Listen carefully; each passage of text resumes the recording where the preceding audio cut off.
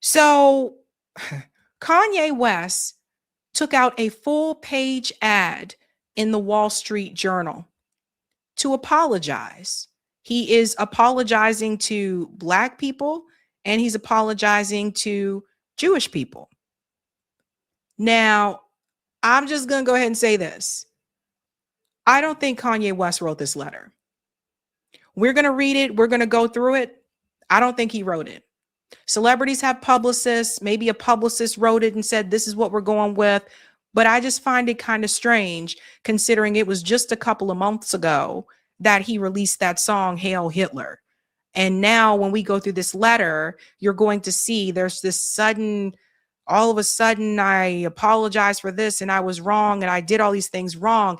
It just doesn't sound like something that he wrote. So let's go ahead and get into it, ladies and gents. The Guardian here. Kanye West takes out a full page ad apologizing for anti-Semitic behavior and denying he is a Nazi. Rapper now known as Ye apologizes to his family and to the Black community and said he loves Jews, blaming his bipolar disorder for his poor judgment and reckless behavior. Now, remember, Kanye West said that the doctors lied and that he is not bipolar. Does everybody remember that? Kanye West said that doctors wanted him to take prescription medication. It's like they wanted to numb him, he discussed.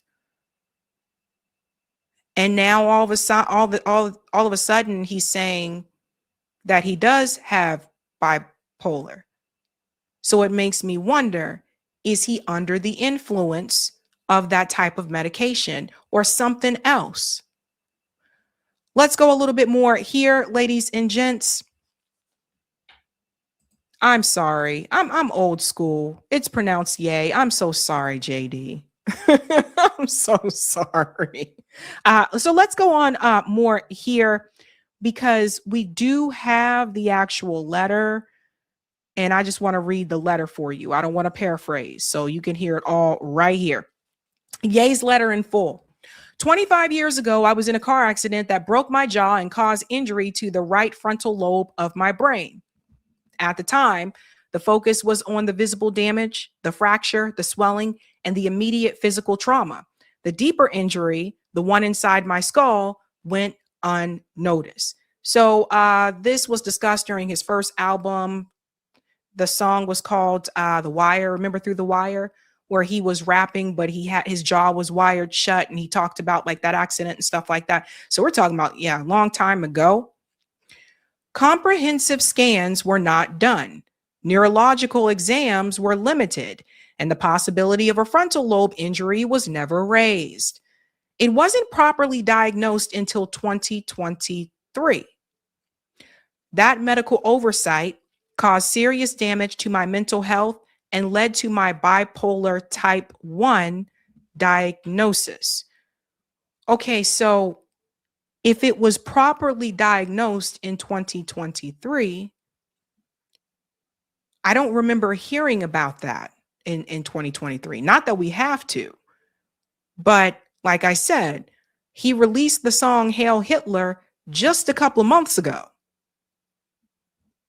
We're now in 2026.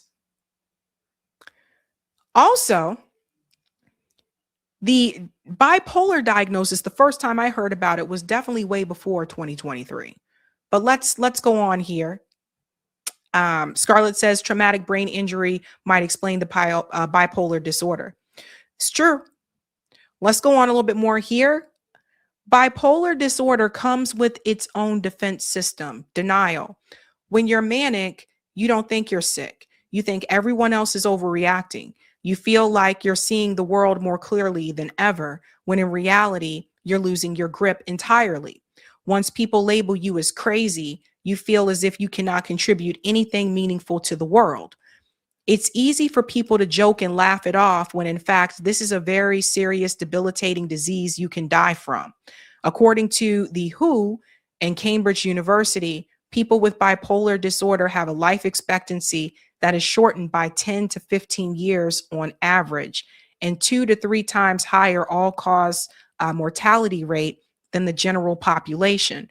This is on par with severe heart disease, type 1 diabetes, HIV, and cancer, all lethal and fatal if left untreated.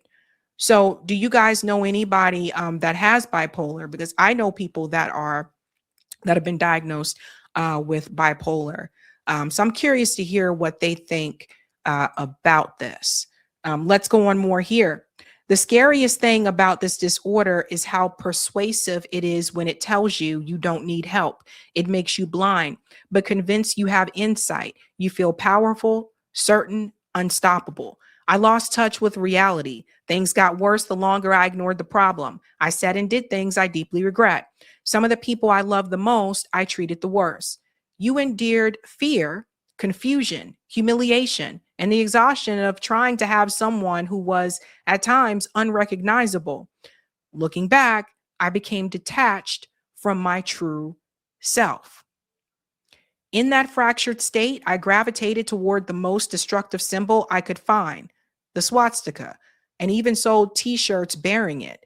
One of the difficult aspects of having bipolar type 1 are the disconnected moments, many of which I still cannot recall, that led to poor judgment and reckless behavior that oftentimes feels like an out-of-body experience. I regret, whoopsie, lost my place. Oh, I regret and am deeply mortified by my actions in that state and am committed to accountability, treatment, and meaningful change. It does not excuse what I did, though. I am not a Nazi or an anti-Semite. I love Jewish people. We'll continue on here in just a second. I have a very hard time believing that he wrote this letter. And also, it's kind of weird that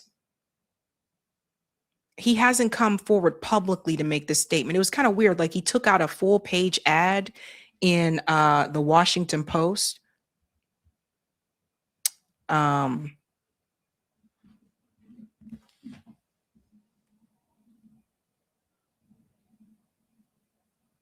hold on. My phone just died. Typical. He took out an ad, a full page ad in the Washington Post to make this announcement. I remember a Kanye West that said, you know, a lot of things like publicly, and maybe he just didn't want to say it on camera. I don't know, but I just don't feel like he wrote this. Let's continue on a little bit more here. To the Black community, which held me down through all the highs and lows and the darkest of times. The Black community is unquestionably the foundation of who I am. I am so sorry to have let you down. I love us. In early 2025, I fell into a 4-month-long manic episode of psychotic, paranoid, and impulsive behavior that destroyed my life. As the situation became increasingly unstable, there were times I didn't want to be here anymore. Having bipolar disorder is a notable state of constant mental illness. When you go into manic mode, a manic episode, you are ill at that point. When you are not in an episode, you are completely normal. And that's when the wreckage from the illness hits the hardest. Hitting rock bottom a few months ago, my wife encouraged me to finally get help. Okay. But let me, what's it, Tidro? Sabs, I got a TBI when I was 33. I actually died and woke back up 3 months because I had a skull fracture when I walked my head in my friend's basement, 13 steps to the base. Holy shit. I'm so sorry, Tidro. I hope you were okay. Good grief. Yikes. Jimmy said it does not sound like him. Yeah, it just, I don't know. Like I said, you guys, celebrities have publicists that can write things for them. It goes on to say, I have found comfort in Reddit forums of all places. That's interesting. Different people speak of being in manic or depressive episodes of a similar nature. I read their stories and realized that I was not alone. It's not just me who ruins their entire life once a year, despite taking meds every day and being told by the so-called best doctors in the world that I am not bipolar, but merely experiencing symptoms of autism. My words as a leader in my community have global impact and influence. In my mania, I lost complete sight of that. As I find my new baseline and new center through an effective regime of medication, therapy, exercise, and clean living, I have newfound much needed clarity. I am pouring my energy into positive, meaningful art, music, clothing, design, and other new ideas to help the world. I'm not asking for sympathy or a free pass, though I aspire to earn your forgiveness. I write today simply to ask for your patience and understanding as I find my way home. With love, Yay. So that's the letter. And I don't know. I don't know what to make of it. Like I said, I don't think that he wrote it. I think his publicist or someone probably wrote it for him. How do you feel about it? Do you feel that he's genuinely sorry for what he's done? Do you feel like it's an honesty thing? Do you feel like it's a financial thing? Do you feel like it's a family situation? Like, do you feel like he's taken not just the financial hit, which we know about, but also, of course, the hit with his family, right? Do you think that could have something to do with it? I also wonder, just stories that I've heard from Hollywood that these people a lot of times are not in their right mind when statements come out.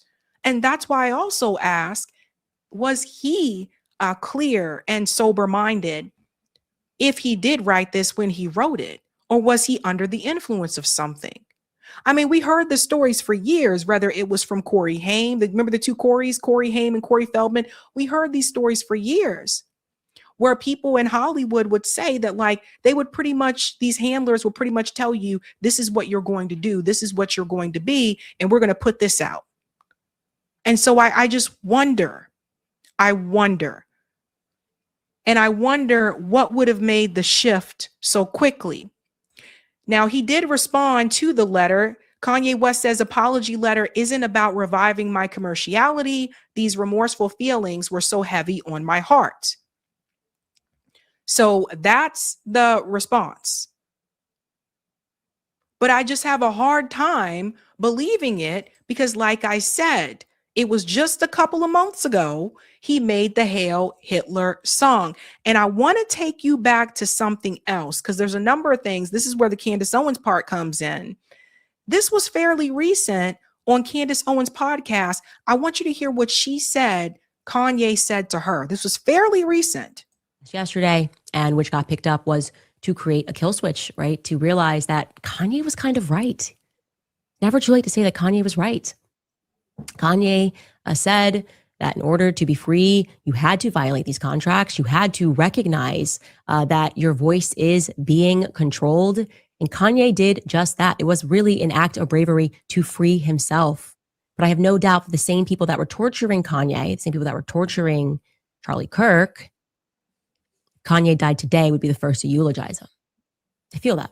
I do. I feel that. And I think it's important to share that information, as Kanye sent me all of the messages of people who were threatening him. I have them all, to information share with Max Blumenthal, with people, people all over the place, to send a package and say, if anything happens to me and it looks suspicious, release it all. It's not even about having an opposite and equal reaction. I want it to be an unequal reaction. I want it to be a mistake, because it catalyzes people waking up and learning exactly how this matrix works. And Alex Jones brought this up on his show, my kill.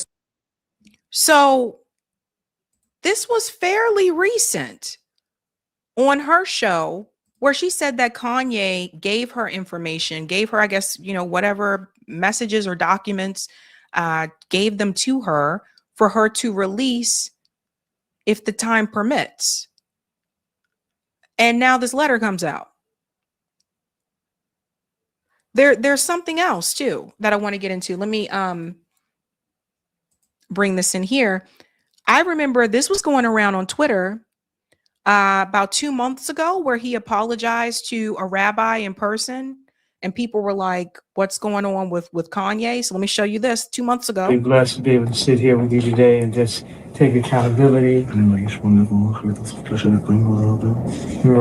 was dealing with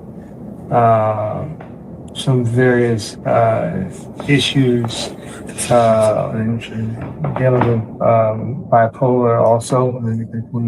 So it would take the ideas I had and have me take them to an extreme where I would forget about the protection of the people around me and myself. So I wanted to come and take accountability. Sometimes people aren't that knowledgeable about the bipolar and the cause or what causes it and the way you act when you have this disease. So it's like if you left the house and you left your kid at the house and your kid went and messed up the kitchen and messed up the garage and messed up the living room. Now when you get back, it's your responsibility because that's your child. And that's the way I look at it. It's like I gotta go clean up the kitchen, I gotta clean up the living room, I gotta clean up the garage. Yeah, and it's a big deal for me as a man to come and take accountability for all the things that I've said. And I really just appreciate you embracing me with open arms and allowing me to make amends. And this is the beginning and the first steps and the first brick by brick to build back the strong walls. He said in Yandut, the rabbi said that the Judaism, the Judaism brought to the world a way for someone when he regret about something that he has done wrong. And the Jews live on this way of if someone did something wrong, he can regret and fix it. And the rabbi is hugging you and hugging everybody. And God willing, and from now on, strong things and good things, and only good. You are a very good man. Amen. That's the best. Very good.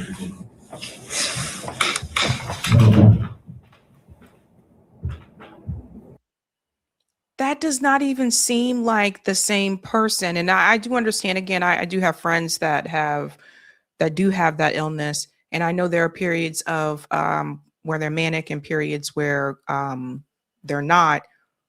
But he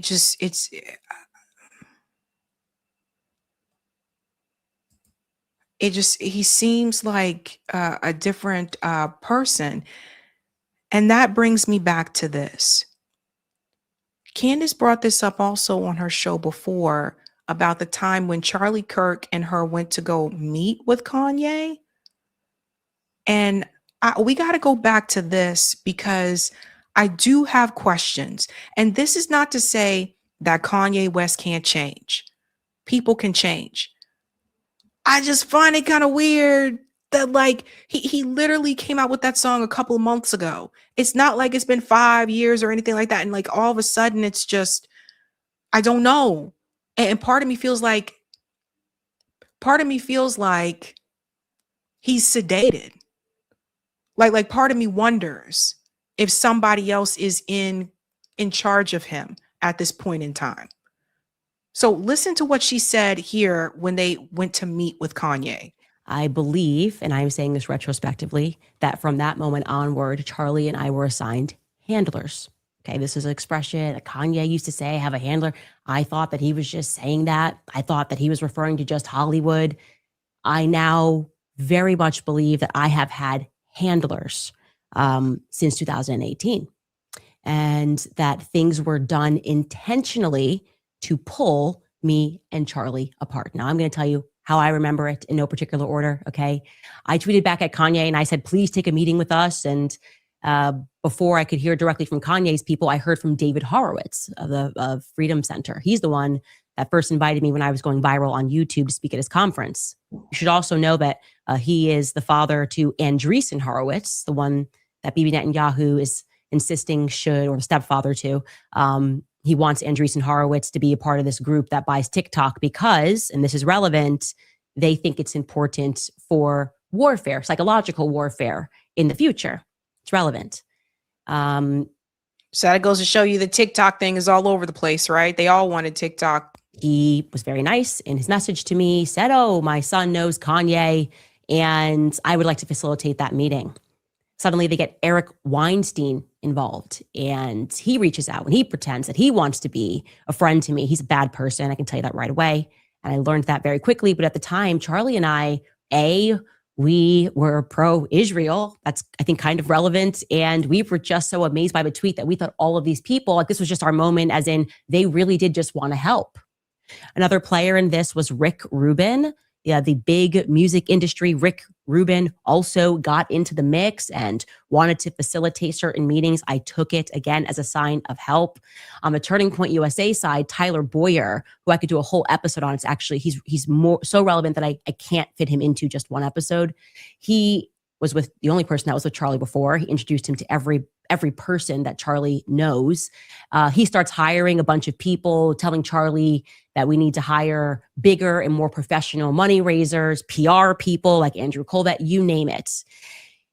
And it feels like at every moment there were forces that were trying to tell us this is not allowed to happen. Kanye's handlers are telling him, Kanye's got a team of people telling him he's not allowed to be involved in politics. And so this is why I'm asking the question now, who is all involved and behind this letter that Kanye West released?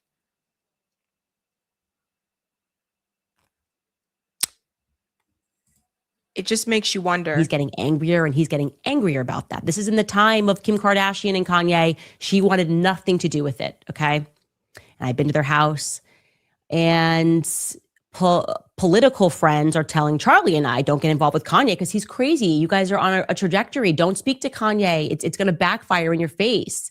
And I'm like, no, we dreamed this. We want him to be a part of Blexit. Like, this is exactly what we wanted. At the exact same time, I felt, and you have heard the story very many times, Charlie has told it, I have told it, out of nowhere, I got this spiritual pull that I needed to go to the UK. Charlie and I had no business in the UK at all. There was no reason for us to go to the UK. There was nothing happening in the UK. I have the messages. I'm like, Charlie, we should go to the UK. I don't know why. I'm getting the vibe. We need to go to the UK. We need to go to the UK. We need to go to the UK. Like, we got to go to London. And we did in the future. But first, dealing with this sort of pressure cooker that kept happening between Kanye, me, Charlie, it was in October, after Kanye had helped me to start designing the logo for Blexit, that Kanye's pressure cooker got too hot. And basically they told him that he would lose everything, his marriage, this, that, if he didn't abstain from politics after he notoriously went to the White House in the MAGA hat. And he needed to distance from us and, of course, Blexit. And he cracked. And for those who are not aware, Miss Kim Kardashian has been very much called out on social media in the past couple of weeks because she is very, very pro-Israel. So let's look back on all these things. Like, no, Kanye's not with Kim anymore, but they were married and they had kids together.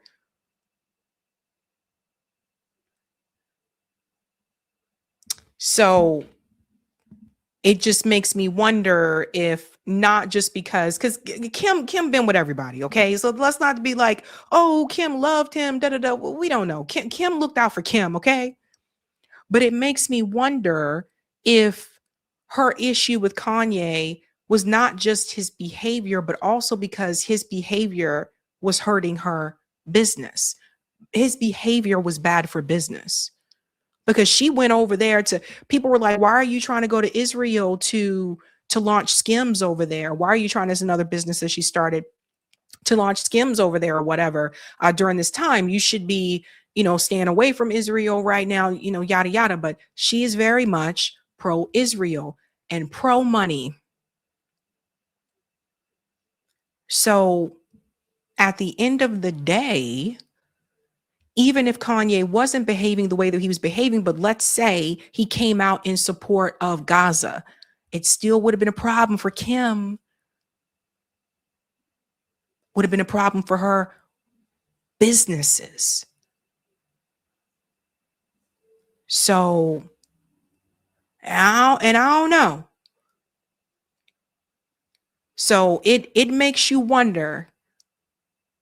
Back in the day, I used to watch Keeping Up with the Kardashians, and I'm just here to tell you, when you learn about the family, like their businesses and everything that they do and stuff like that, they do what makes them money. And when they feel as though you're not useful for them making money anymore, you gots to go. You guys remember this headline? I'm taking you back to 2018. Kanye West distances himself from Brexit and Trump. He says, I've been used to spread messages. Kanye never wrote this statement. One of his handlers did, but he said, my eyes are now wide open and I now realize that I've been used to spread messages that I don't believe in. I am distancing myself from politics and completely focusing on being creative. Now, that was not the most honest interpretation of things. And I reflect on it. And I'm so grateful that I called Mike Cernovich and I said, like, why is Kanye doing this? Why is he saying this? I have pictures of him standing over the guy, directing him on what he thought was cool with the logo. Like, should I drop them? And Cernovich gave me really sound advice and said, don't. You have no idea what he's going through. And I'm grateful to Cernovich for that, because I now know what Kanye was going through and what that pressure is like. And when they come for your family and come for everything. And it's like, all you have to do is disavow this or disavow that, and everything will go back to normal. So yeah, Kanye. Yeah. And Scott Ritter made that same comment on this show recently. The offers that were made to him, all you got to do is just say this, this, and that. And that is why I don't believe Kanye West wrote that letter.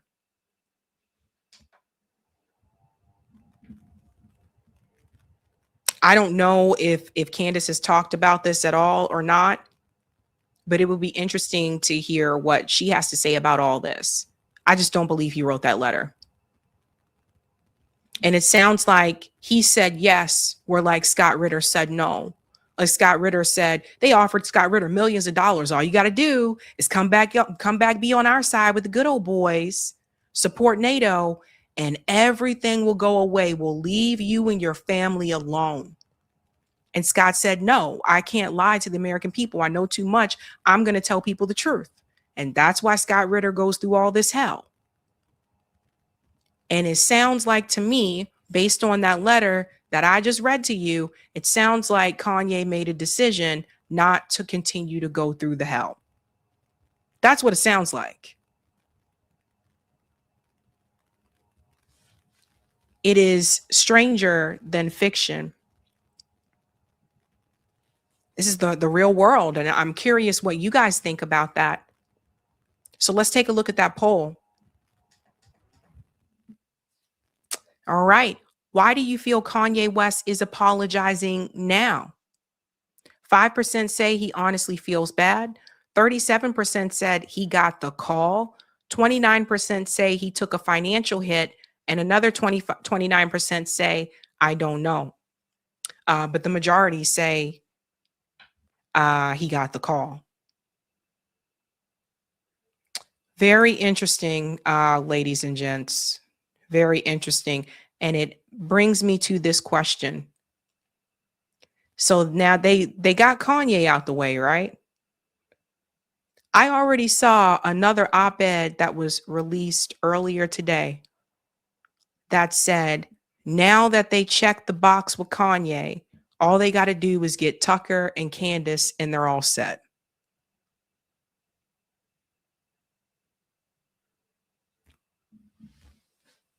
I guess they realized they're never going to get from Nick Fuentes or whatever, but you know, he could be moved too. He's moved on other things. You never know. So there's a plan, there's strategy, there's something going on. We don't know what happened to Kanye West before that letter came out. That is always something I want people to think about. We weren't there. So this is where we're at, folks. This is where we're at. Hey guys, this was a Sabby clip. If you like what you saw, hit that like button and subscribe.